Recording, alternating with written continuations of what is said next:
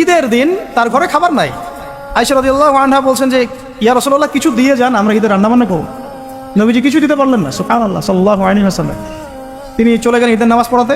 ঈদের নামাজ পড়িয়ে বাসায় এসে দেখলেন রান্নাবান্না হচ্ছে, মাশাআল্লাহ সবার ঘরে রান্না হচ্ছে। তো তিনি জিজ্ঞাসা করলেন খাবার করতে আসবো। তখন তার স্ত্রীরা বললেন, আম্মা জান যারা ছিলেন রাদিয়াল্লাহু আনহা, আয়েশা রাদিয়াল্লাহু আনহা সম্ভবত বলেছেন যে আপনি যখন চলে গিয়েছেন তখন উসমান বিন আফফান রাদিয়াল্লাহু আনহু তিনি প্রত্যেক স্ত্রীর ঘরে একটা করে উট পাঠিয়েছে খাওয়া। আপনারা ব্যবসায়ীরা উসমান রাদিয়াল্লাহু আনহুর মতো হয়ে যায় এবং দিনের জন্য আপনাদের এই অর্থবিত্ত যা আছে ঢেলে দেন ইনশাআল্লাহ। যে ব্যক্তি দুনিয়া গোছাবে আল্লাহ পাক তার পরকাল গোছাবেন না, যে ব্যক্তি পরকাল গোছাবে আল্লাহ তার দুনিয়া গুছিয়ে দিবেন ইনশাআল্লাহ। আর আল্লাহ নবী সাল্লাল্লাহু আলাইহি ওয়াসাল্লাম এরপর কি করেছেন জানেন? হাত তুলে দোয়া করেছেন।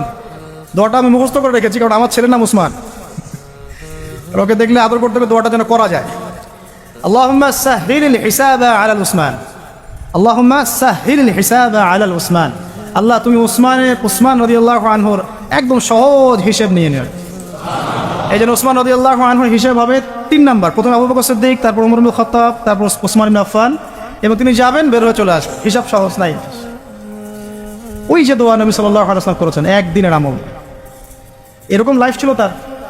নবী সাল্লাল্লাহু আলাইহি ওয়াসাল্লাম নিজে করে দেখাতেন, খালি বলেননি দান করো। আর আমরা মাশাআল্লাহ ওয়াজ মাহফিলে এসে দেখি যে দান উঠাচ্ছে। আপনি কয় টাকা দান করেছেন? আপনি দেন 50, কে 50 দিবেন হাত তোলেন, বাস। আমি কিন্তু বলছি না আর কি, বাস 50 দিল, কে 20 দিবেন, কে 20 দিল, কে 10 দিবেন, 10 দিন। লাস্টে দেখা যায় যে আস্তে আস্তে নোট কমতে থাকে, 1000, কে 500 দিবেন। শেষে বলে ভাই খুচরাগুলোও দেই, ভাই খুচরাগুলোও দেই, খুচরাগুলোও দেই, ভাই খুচরাগুলোও দেই। তাই হচ্ছে অবস্থা। তো ওই হুজুর কয় টাকা দিয়েছে নিজের দান কি বুঝাতে যাচ্ছি।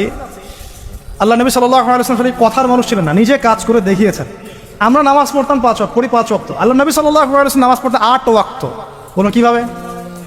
5 ওয়াক্ত সালাত, তাহাজ্জুদ এটাও একটা ওয়াক্ত ধরলাম আর কি, ইশরাক, চাশত, ইশরাক এবং চাশত সালাতে দোয়া, দেখ কয়টা হচ্ছে? 8টা হচ্ছে।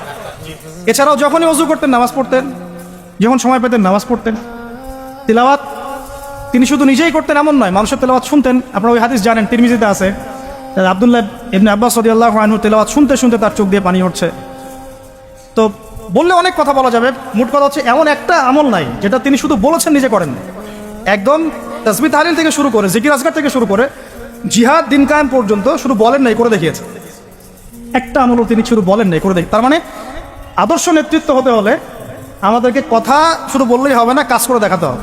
খালি বড় বড় গরম গরম রাজনৈতিক ভাষণ দিয়ে লাভ নাই, বরং কথা কাজ করে দেখাতে হবে। সমৃদ্ধি কাকে বলে, উন্নতি কাকে বলে, অগ্রগতি কাকে বলে, একটা নেশনের ডেভেলপমেন্ট কাকে বলে। শুধু মিলস, ইন্ডাস্ট্রিজ, ফ্যাক্টরিজ আর ফ্লাইওভার এগুলোর মান